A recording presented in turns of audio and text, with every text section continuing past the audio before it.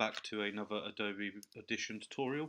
Today I'll be showing you how to sort of master your audio when it comes to having selected auto files in Audition that you need to kind of clean up a little bit and make it sound better or tweak certain things to it. So today with this tutorial I'm going to show you a very simple and easy way of doing this. So what you need to do to start off is you need to have a clip already on your designated timeline. So I've got mine in track 1. Then what we need to do is we need to go over to this effects rack, which is just here. Click on that. Then you see it's got number 1 already. So at the moment I've got it on mastering. So the way you do this is you press this arrow over here. Then you go down to special, come across, and then click on mastering. And once you press that, it will bring up this box here.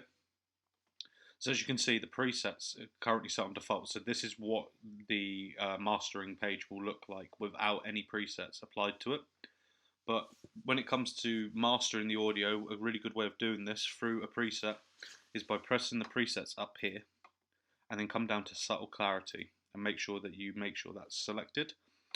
At the bottom here you can see peaking is enabled, but then above that you can see low shelf enable and high shelf enable. They're currently not highlighted, but if you want to tick both of them, it will bring up these white dots on our sort of equalizer here.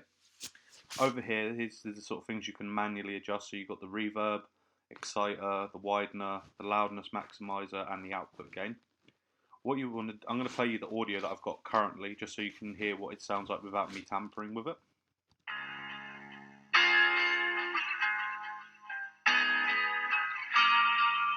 So as you can see with the waveform, you can see that the beginning part of the track itself is really nice, but at the bottom it needs to be increased a little bit. So what I can do is simply click on this little dot here, drag it all the way up to, you want to only put it to about 4+ dBs, so about there.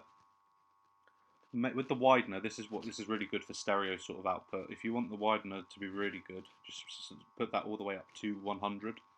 When it comes to output gain, I would say leave that at 0 because you don't really want to mess around with that.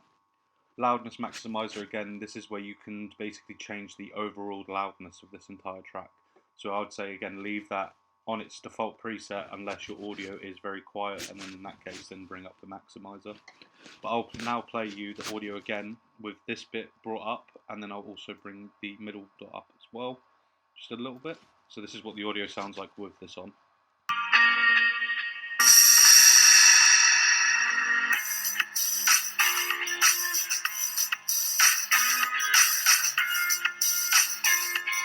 So you can see it sounds like it's drowning out a little bit. So if I just bring this down ever so slightly and then make sure that I increase the gain up there.